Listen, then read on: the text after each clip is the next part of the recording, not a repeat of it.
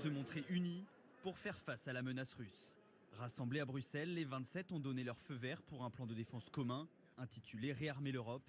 Il doit doter les pays membres d'une nouvelle puissance. Si Trump veut parvenir à la paix, ce n'est possible qu'avec le soutien de l'Union européenne et de ses États membres, car des conditions préalables doivent être remplies. Au total, ce plan européen prévoit de mobiliser 800 milliards d'euros pour sa défense et son indépendance. Un premier prêt de la Commission européenne de 150 milliards d'euros sera examiné en priorité. La piste de ne pas prendre en compte les dépenses militaires dans le calcul du déficit est également évoquée. Seul bémol de cette rencontre, seuls 26 des 27 États membres s'accordent sur l'issue de la guerre en Ukraine. Comme vous le savez, la Hongrie a une approche stratégique différente sur l'Ukraine. Mais cela signifie que la Hongrie est isolée. Les Européens ont rappelé qu'une paix en Ukraine ne pouvait se faire qu'avec l'Ukraine.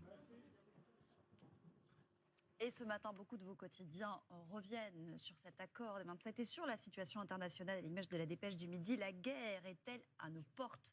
S'interroge le quotidien régional. Ce qui est sûr, c'est que Emmanuel Macron prend la menace russe très au sérieux. Oui, absolument. Le président de la République a durci le ton face à Vladimir Poutine.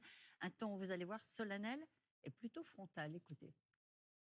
Je connais bien le président Poutine, donc s'il réagit comme ça, c'est qu'il sait que j'ai dit vrai et que je sais qu'il peut trahir les accords qu'il signe et qu'il l'a déjà fait, que je suis là pour en témoigner, puisque nous étions avec la chancelière Merkel les garants par le processus de Normandie d'accords de Minsk qu'il a délibérément violé. Ensuite, je pense qu'il fait un contresens historique et ça m'étonne de lui.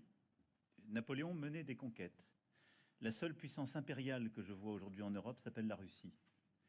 Et c'est un impérialiste révisionniste de l'histoire et de l'identité des peuples.